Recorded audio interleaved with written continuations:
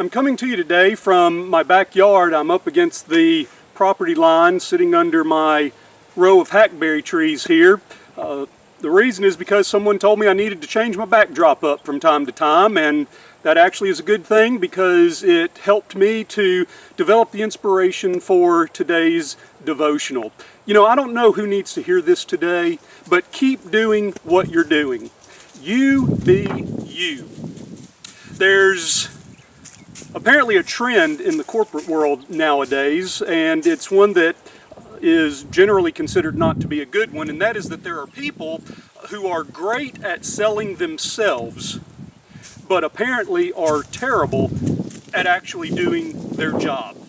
They are more interested in position or title or salary or upward mobility than they are in things like character, integrity, performance, doing the job that they were hired to do. They'll pretty much hang out for 2 or 3 years, and when they realize that they have not produced as would have been expected, then they will just go on to the next job. Put that on their resume as evidence of their experience, of their success, and then move on to something else. You know, people like ministers and song leaders, we are very visible and also very vocal. We oftentimes receive accolades. We also have a tendency to receive the lion's share of criticism, but that's not the point of this devotional. We will hear things like great sermon preacher, great song service.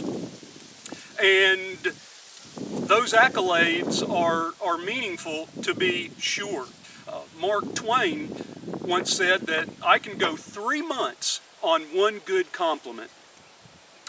But for me, I am more thankful for those who are behind the scenes, those who we don't see, those who are working in anonymity, the ones who are seeing to it that our facilities are ready each week for our services, those who make sure that communion bread is ready each week, the unseen, the unheard people. I am especially thankful for those. You know, the author of today's hymn worked in anonymity. In fact, we know very little about Pierpont Folliet. He was born in Bath, England in 1835. He graduated from Queen's College, Cambridge, and after that he taught the classics at Somerset College. Eventually, he left the teaching profession to become a full-time author, and he was a very prolific author, specifically of poetry. He had published 7 volumes of poetry by the time he passed away, including the text for today's hymn, which he wrote when he was only 29 years old. About the only other thing that we know about him is from his writings, and we know that he had a wonder, a love for God's creation. This was a pretty consistent theme throughout his writings. And so I'm sitting here on this very mild, pleasant fall day, thinking about the words to this specific hymn that he wrote. But what is this hymn?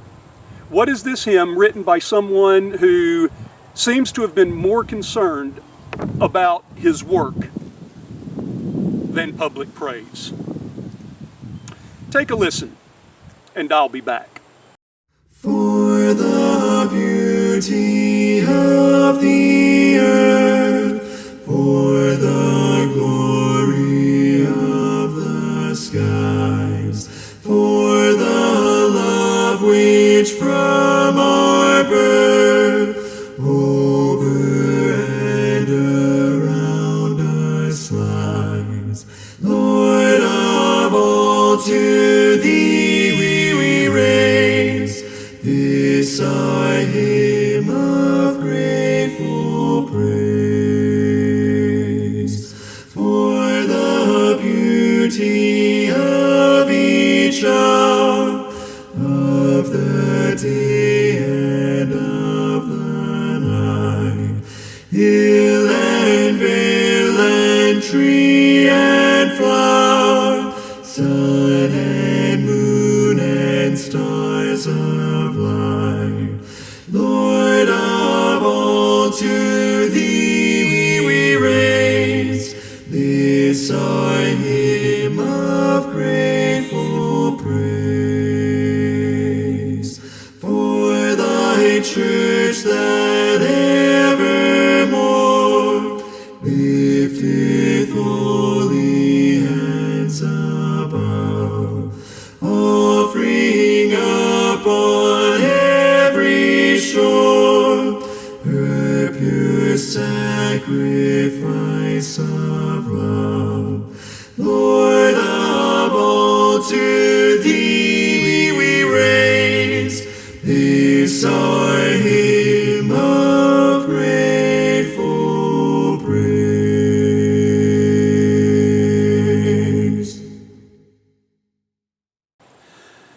You know, when we think about the followers of Jesus, one of the first names that always comes to mind is Peter.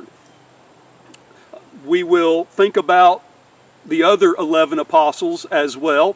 We will think about Mary and Martha and others as well. But in pretty much anyone's list, one of the first names mentioned is going to be Peter. And that makes sense, because Peter was a very visible and a very vocal apostle. But there's someone who we might say worked in anonymity that is very, very important to Peter's story. We read about it in John chapter 1. Now, John the Baptist has been teaching, and Jesus has come to John the Baptist. John the Baptist has declared, "Behold, the Lamb of God who takes away the sins of the world." And then John tells us, one of the two who heard John speak and followed him was Andrew, Simon Peter's brother. And he found first his own brother,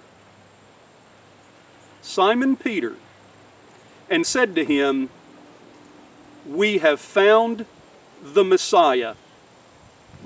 He brought him to Jesus, and Jesus looked at him and said, "You are Simon, son of John.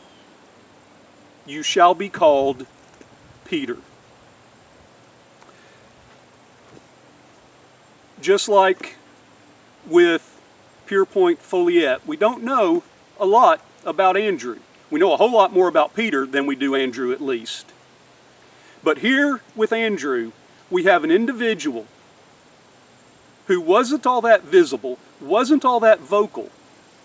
He worked behind the scenes, and one of his greatest testaments is that he brought Peter to Jesus.